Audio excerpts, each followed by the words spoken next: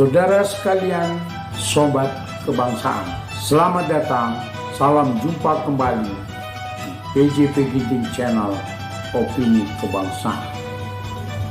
Pada episode kali ini, kita akan membahas sebuah topik yang sangat penting mengenai masa depan Indonesia dengan topik masa depan pertahanan di bawah kepemimpinan Presiden Prabowo Subianto, tantangan dan peluang. Saudara, Prabowo Subianto yang di dalam masa kampanye selalu menyatakan melanjutkan semua program-program yang telah digagas dan dilaksanakan oleh Presiden Joko Widodo. Tetapi, apakah pernyataan Prabowo tersebut masih tepat kalau kita kaitkan dengan geopolitik global yang semakin kompleks? Bagaimana Indonesia harus memposisikan diri di panggung politik internasional? Tentu saja, dalam konteks ini, Prabowo Subianto harus melakukan perubahan yang cukup mendasar. Prabowo Subianto sebagai presiden terpilih membawa ekspektasi besar terkait kebijakan pertahanan Indonesia. Mengingat latar belakang militer dan pengalaman menjadi Menteri Pertahanan selama 5 tahun, Prabowo dipandang memiliki wawasan yang mendalam tentang kebutuhan dan tantangan di sektor ini. Oleh karena itu, masa depan pertahanan Indonesia di bawah Prabowo Subianto tidak hanya akan ditentukan oleh ambisi modernisasi alutsista, tetapi juga oleh bagaimana menyelaraskan pengelolaan militer dengan prinsip-prinsip demokrasi, geopolitik kawasan, dan keterbatasan anggaran yang ada. 1. Prioritas modernisasi alutsista dan tantangan anggaran. Prabowo telah menyatakan komitmennya untuk melanjutkan dan mempercepat program modernisasi alutsista melalui minimum essential force atau MIF. Namun realisasi modernisasi ini menghadapi beberapa tantangan, terutama keterkaitan dengan keterbatasan anggaran dan fluktuasi ekonomi global. Program MIF yang seharusnya tuntas pada tahun 2024 ini diperkirakan belum mencapai 70% dari target awal. Untuk mencapai visi pertahanan jangka panjang, Prabowo perlu memastikan adanya roadmap baru yang realistis dan berkelanjutan. Kebijakan ekonomi pertahanan akan sangat menentukan keberhasilan program ini. Jika anggaran tidak dikelola dengan bijak, modernisasi hanya akan menjadi ambisi tanpa hasil konkret yang dapat dilaksanakan.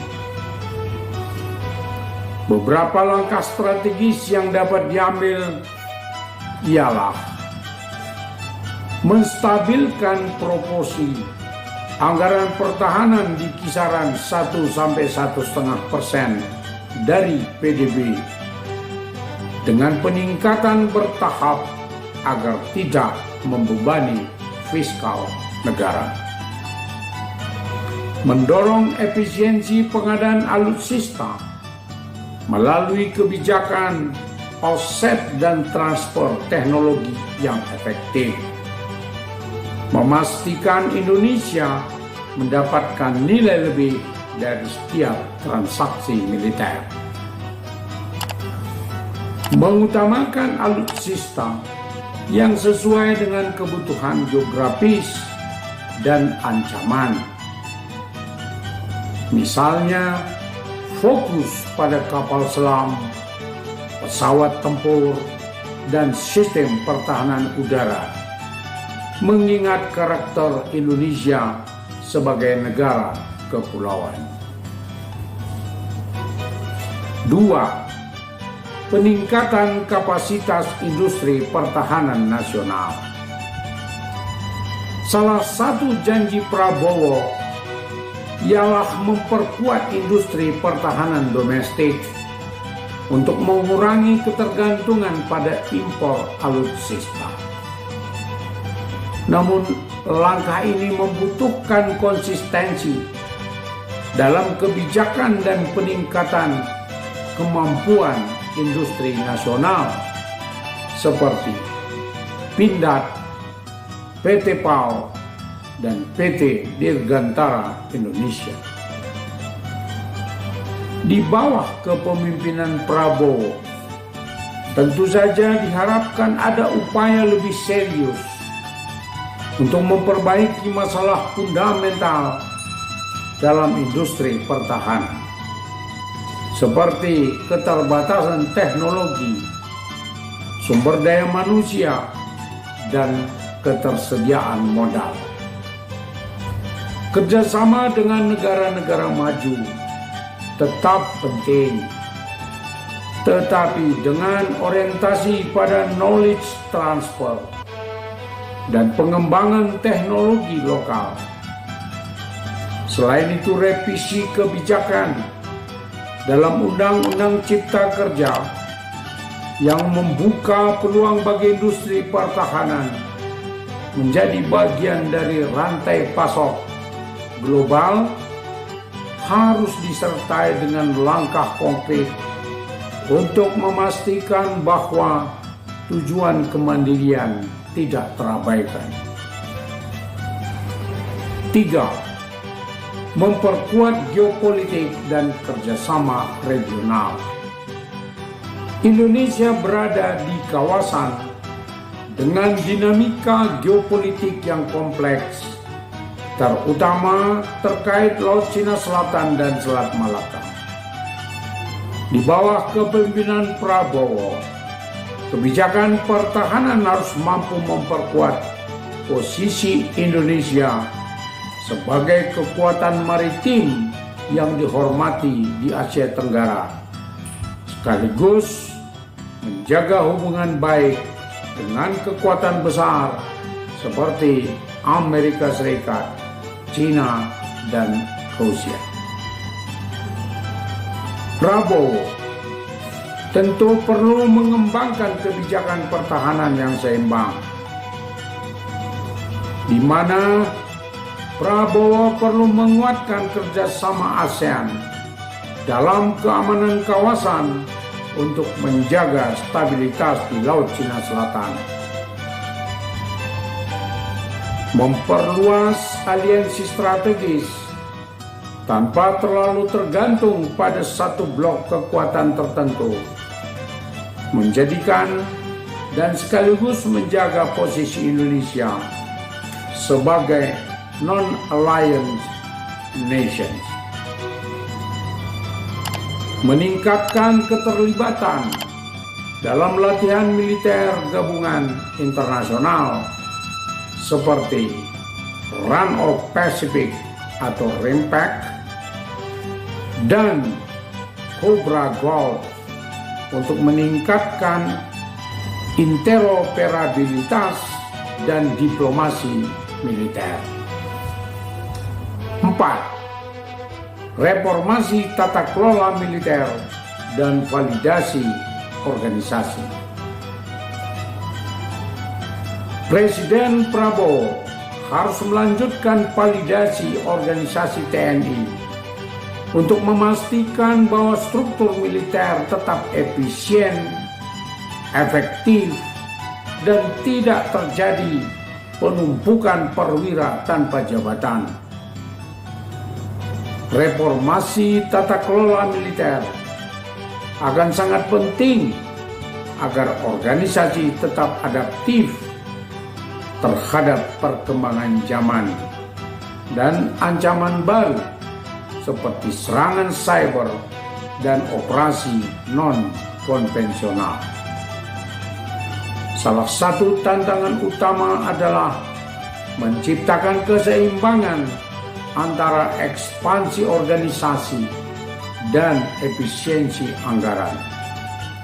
Terlalu banyak jabatan baru bisa menciptakan beban operasional, sementara pembatasan jabatan bisa memicu ketidakpuasan di kalangan perwira. Prabowo perlu mengembangkan strategi yang bijak, misalnya dengan memperbanyak jabatan fungsional berbasis kompetensi dan memperketat seleksi untuk jabatan strategis. 5. Kendali sipil militer dan konsistensi dengan reformasi. Sebagai mantan jenderal, Prabowo dihadapkan pada tantangan untuk menunjukkan komitmennya dalam menjaga kendali sipil dan militer. Sebagai mantan jenderal, Prabowo dihadapkan pada tantangan untuk menunjukkan komitmennya dalam menjaga kendali sipil atas militer.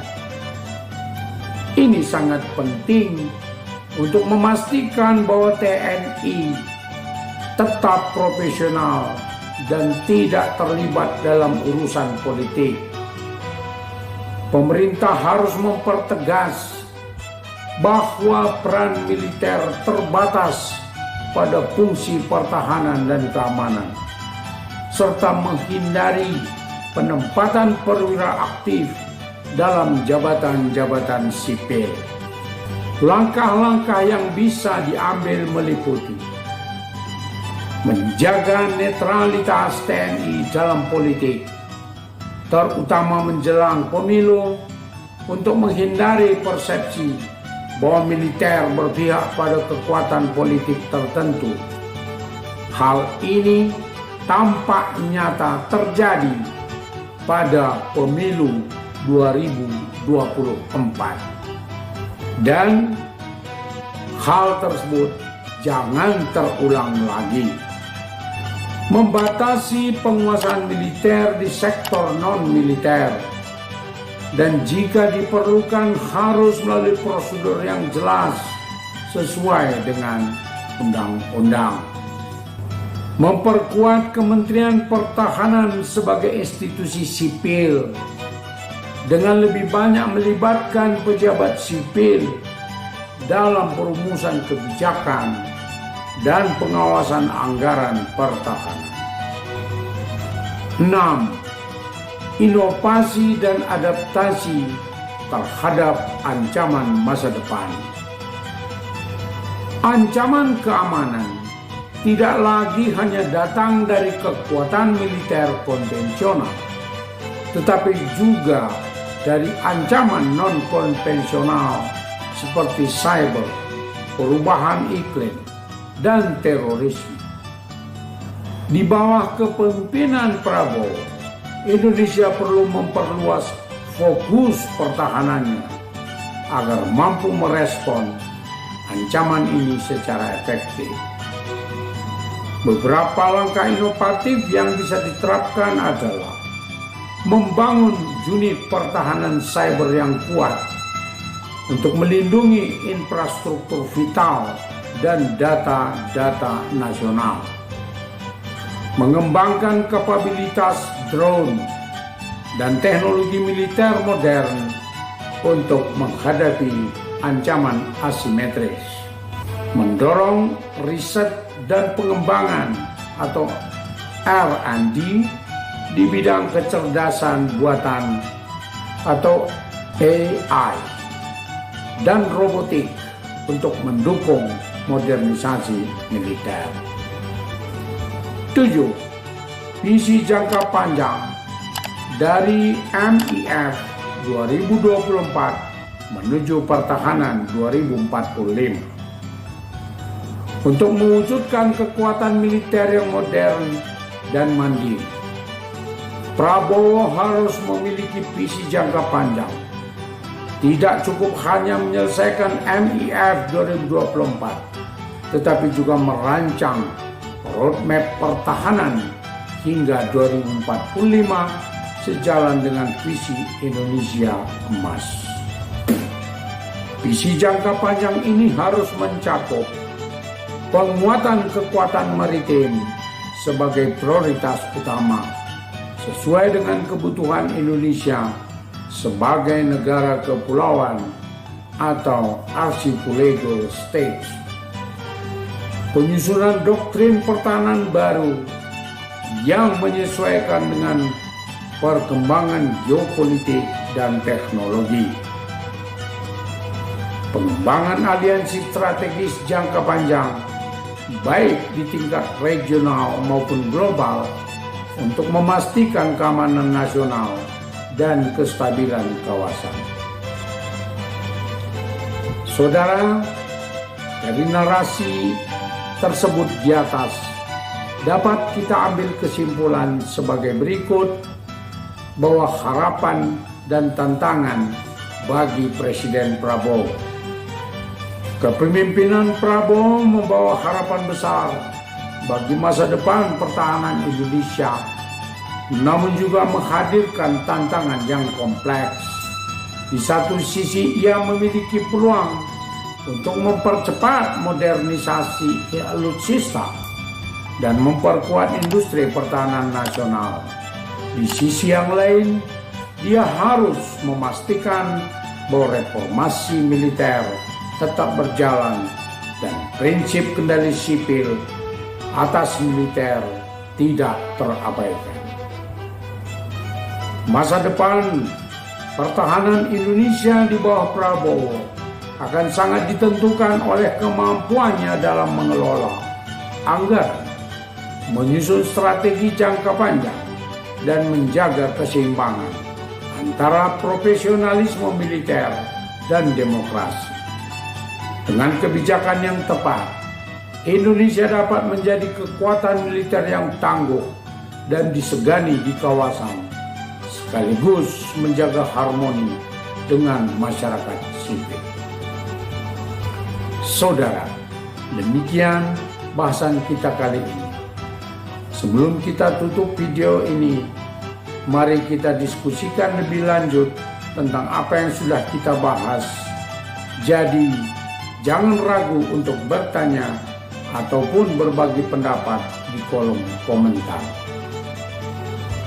Mari tetap kita buat PJP Ginting Channel Opini Kebangsaan sebagai wadah diskusi yang konstruktif untuk membangun Indonesia yang lebih baik. Jangan lupa like, share, dan subscribe, dan nyalakan lonceng notifikasi untuk update video selanjutnya. Saudara, sampai jumpa di video berikutnya. Salam PJP Ginting Channel Opini Kebangsaan. Terima kasih.